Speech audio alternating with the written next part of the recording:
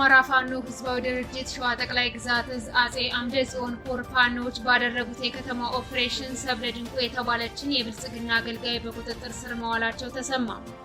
የኮሩ አካል የሆነው ራስ አበበ አረጋይ ክፍለ ጦር በሰራው ልዩ የከተማ ውስጥ ኦፕሬሽን የእንሳሮ ወረዳ የሴቶች ጉዳይ ኃላፊ የሆነችውን ወይዘሮ ሰብለ ድንቁን ጥቅምት 23 2018 ዓ.ም ከሌሊቱ 5 ሰዓት ላይ በቁጥጥር ስር መዋሉን የኮሩ ሚዲያና ኮሙኒኬሽን ክፍል ኃላፊ መምህር ፋኖ ይድነቃቸው በላከው መረጃ ያረጋግጧል።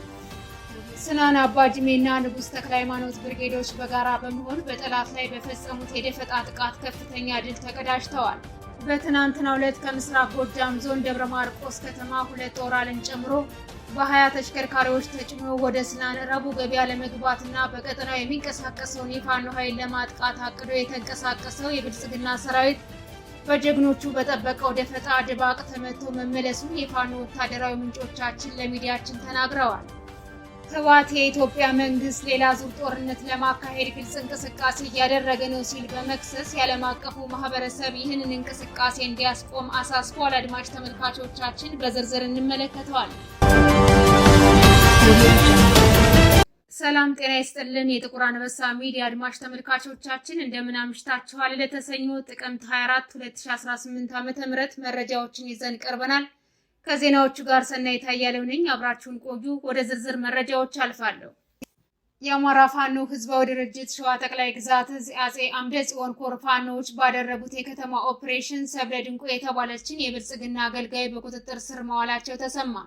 የኮሩ አካል የሆነው የራስ አበበ አረጋይ ክፍለ ጦር በሰራው ልዩ የከተማ ውስጥ ኦፕሬሽን የእንሳሮ ወረዳ የሴቶች ጉዳይ ኃላፊ የሆነችው ወይዘሮ ሰብለ ድንቁን ጥቅምት 23 2018 ዓ.ም ከሌሊቱ 5 ሰዓት ላይ በቁጥጥር ስር መዋሉን የኮሩ ሚዲያና ኮሙኒኬሽን ክፍል ኃላፊ መምህር ፋኖ ይድነቃቸው በላከው መረጃ ያረጋግጧል። ለሚ ከተማ ድረስ ዘልቀው የገቡት የራስ አበበ አረጋይ ክፍለ ጦር ፋኖች ከመኖሪያ ቤቷ ከበርካታ የብልጽግና ሰነድና ዶክሜንቶች ጋር በቁጥጥር ስር መዋላቸውን አስታውቀዋል። ወይዘሮ ሰብለ ድንቁ ከክፍለ ጦሩ አመራሮች ጋር በነበራት ቆይታ በራስ አበበ አረጋይ ክፍለ ጦር በቁጥጥር ስር መዋሏን ገልጻ ፋኖቹ እያደረጉት ያለው የህልውና ትግል ምክንያታዊና ፍትሃዊ ነው ስትል ገልጻለች። የወረዳው የሴቶች ጉዳይ ኃላፊ የሆነችው ወይዘሮ ሰብለ አክላም ከደም አፍሳሹ የብልጽግና ስርዓት ጋር በማወቅም ሆነ ባለማወቅ በመስራቴ ታላቅ ጸጸት የሚሰማኝ ሲሆን በቆይታዬ በሰራሁት ስህተት የበደልኩትን ህዝብ ይቅርታ ጠይቃለሁ ብላለች። በመጨረሻም ካገዛዙ ጋር አብረው ለተሰለፉ የስራ ባልደረቦቿ ከቻሉ ወደ ጀግናው ፋኖ እንዲቀላቀሉ ካልቻሉ ደግሞ አርፈው በቤታቸው እንዲቀመጡ መልእክቷን አስተላልፋለች። ሰብለ ድንቁ አጣም ከንሳሮ ወረዳ የሴቶች ጉዳይ ኃላፊ ማለት ነው። የብልጽግና አመራር ነሽ ተብዬ የፋኖ ትግል ፍትሃዊ አይደለም ብለሽ ታስቢያለሽ? አላስብም። ፍትሃዊ ነው። ፍትሃዊ ነው ካልሽ እንዴት? ፍትሃዊ መሆኑ ፋኖ ለእናት ሀገሩ ለኢትዮጵያም ጭምር ሆኖ ለአማራ ክልል በሙሉ ለተጎዱት ለተፈናቀሉት ዘመዶቻችን ደም ለፈሰሰ ምንም ላያረጉት ሴት ልጅ እየታረደ ሆዷ እየተሰነጠቀ እንትን ላሉት ትግል ስለወጣ ትክክለኛ የፋኖ አመራር ደግፈዋል። ያው የብልጽግና መሪ ስለሆነ ሰዎችን ህዝቦችን ማለት ሴቶችን እየሰበሰብ እያስተባበርን ይሄ አልገባንም ነበርና እኔ አልገባኝም፣ ጥፋት መሆኑን አልገባኝም። ስለዚህ ጥፋቴ ስለሆነ አላወቅኩትም። ይሄ ላይ ገብቻለሁ፣ ሴቶችን እያወያየሁ ወደዚህ ገብቻለሁ። ግን አሁን ደግሞ የፋኖን ጥራትና ጥንካሬ ስላየው ከዚህ መጥፎ ድርጊት እወጣለሁ። እሺ፣ ልክ በፋኖ እንደተያሽ ምን ተሰማሽ? ፋኖ እስከያዘሽ በኋላ ያደረገሽ እንክብካቤ እንዴት ነበር? በምን መልኩ ገልጸዋለሽ? በፋኖ እንደተያዝ አላወቅኩም ነበረ። ያው በሩ የሆነ ሲገነጠል እንትን ፈሸኔ ያለ በእኛ ጋር ቅርብ ነውና ግን ፋኖ ጫካ ስላለ አይመጣም ብለን ነው እንደመደመው። እየተሾላለከ ግን ይገባል። ስለዚህ እነሱ ናቸው ብዬ በጣም ደንግጬ ነበር። ግን ፋኖዎች ሳያቸው ራሱ በጣም እውነቴን ነው ምንም አልደነገጥኩም። ያው ድንጋጤም ግን አለ። አንከባክበው በልብስሽን ልበሺ ጫማሽን አድርጊ ብለው ነው። ባለቤቴም ነበር አብረህ ተነሳ ብለው አሳዝነውት እውነቴን ነው በጣም ፋኖ አዛኝ ነውና ተመለስ ብለው ሲመለሱት ደግሞ ባለቤቴ ደም ብዛት አለበት ይሞታል ብዬ ነው ያሰብኩት።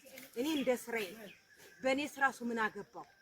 ስለዚህ እሱን መልሰውታል። በጣም አመሰግናለሁ። መንገዱንም እየመሩኝ ያበሩ እንትኑንም መሰላሉን ስንወርድ ቀስ ብያልሽ እያንከባከቡኝ እያሳረፉኝ ነውና እዚህ አበኩኝ። በጣም ታላቅ ምስጋና ለሌለ ከውቀሎ ቀበሌ ነው። አዎ በፊት ስተት በጣም ስተት አለ። ያወያዩ ያለሁት በጣም ስተቴ ነው። ይሄ እወስደዋለሁ።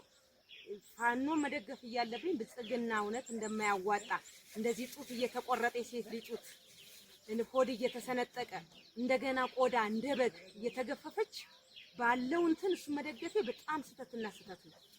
ህዝብን ደግሞ ሰብስቤ ማወያየቴ በጣም ስተት ነው። ይሄ የራሴ ጥፋት። አዎ ይሄ አያዋጣችሁምና ወይም አርፋችሁ ተቀመጡ ወይም ወደ ፋኖ ተቀላቀሉ፣ ከዚህ ድርጊት ውጡ፣ እኔን ያየተቀጣ ነው። አሁን ባሁኑ ወቅት ማለት ነው በብልጽግና ውስጥ አዎ ብልጽግና ያሸንፋል ነው የሚባለው እና ብልጽግና እንደሚያሸንፍና ፋኖ እንደሌባ እንደ ወስላታ ነው የሚቆጠረው። ግን አሁን ደግሞ እኔ በምሰማውና እንትን በማየው ፋኖ ብዙዎችም እየገደለና ከሱ አንድ ሁለት ቢሞቱ ነው እንዳለ መንትኖቹ ናቸው የሚያልቁት መከላከያዎቹ እና ስለዚህ አሁን ይሄ ብልጽግና እንዳለ እያፈሰ የሰው ልጅ የደሃን ልጅ እያመጣ እያስጨረሰ ነው ያለው። እኔ በበኩሌ ህዝቡም ደግሞ ትርታውን አታውቀውም እየፈራም ነው ያለው። እናት የሆዱን ማውጣት አይችልም። ስለዚህ ምንም ማድረግ ስለማይችል በሱ ዝም ስለሆነ አሁን ዝምታ ወርቅ ነው፣ ምንም አይደረግም። አሁንም ፋኖ ብዙዎችን ፋኖ አይሞቱም። ፋኖ ጅግና ነው። የብልጽግና እንትን ግን ሬሳ ምኑም ይኸው እየወደቀ ነው ያለውና ፋኖ እንደሚያሸንፍ ነው በእኔ አስተያየት። ግን የህዝቡን አላውቅም። ስናን አባጅሜና ንጉስ ተክለ ሃይማኖት ብርጌዶች በጋራ በመሆን በጠላት ላይ በፈጸሙት የደፈጣ ጥቃት ከፍተኛ ድል ተቀዳጅተዋል። በትናንትናው ዕለት ከምስራቅ ጎጃም ዞን ደብረ ማርቆስ ከተማ 2 ወራልን ጨምሮ በ20 ተሽከርካሪዎች ተጭኖ ወደ ስናን ወረዳ ረቡ ገበያ ለመግባትና በቀጠናው ያለውን የፋኖ ኃይል ለማጥቃት አቅዶ የተንቀሳቀሰው የጠላት ብልጽግና ሰራዊት በጀግኖቹ በጠበቀው ደፈጣ ድባቅ ተመቶ መመለሱን የፋኖ ወታደራዊ ምንጮቻችን ለሚዲያችን ተናግረዋል። የግለሰብ መኪኖችን በማስገደድ በ20 ተሽከርካሪዎች ሰራዊት ጭኖ ለማጥቃት የተንቀሳቀሰው የብልጽግና ሰራዊት ረፋድ 3 ሰዓት ላይ የጠድ በተባለ ቦታ በጠበቀው ደፈጣ ከ60 በላይ የሚሆነው ሲደመሰስ 40 የሚሆነው ቀላልና ከባድ ቁስለኛ ስለመሆኑ ተመላክቷል።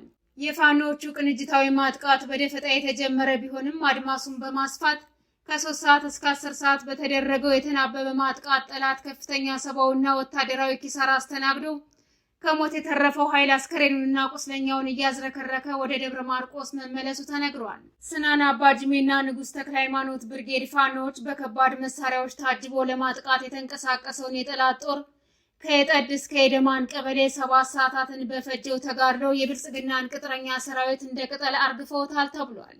አናብስቶቹ ጠላትን ድባቅ በመምታት ከመደምሰስና ከማቁሰል ባሻገር ጠላት ተጭኖባቸው የነበሩ 2 ኦራልና 1 ሲኖትራክ መኪናን በማቃጠል ከጥቅም ውጭ አድርገዋል። በዚህ 7 ሰዓታትን በፈጀው አውደ ውጊያ 2 ብሬን፣ 1 ስናይፐር፣ ከ60 በላይ የነፍስ ወከፍ መሳሪያና በርካታ ተተኳሾች በፋኖ እጅ ገብተዋል።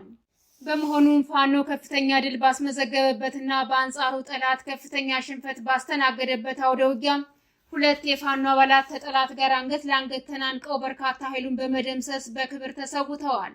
ደብረ ማርቆስ ከተማ ድረስ ዘልቀው በመግባት የከተማ ኦፕሬሽኖችን ጭምር በተደጋጋሚ በመስራት የሚታወቁት 2ቱ ብርጌዶች በትናንትናው ዕለት አውደ ውጊያም በጠላት ላይ ከፍተኛ ሰብአዊና ወታደራዊ ኪሳራዎችን አድርሰዋል። በተያያዘ ዜና አፋባሃ ምስራቅ አማራ ቀጠና ምኒልክ ዕዝ ጽናት ክፍለ ጦር ፋኖዎች በብልጽግና ሰራዊት ላይ እርምጃ ወስደዋል።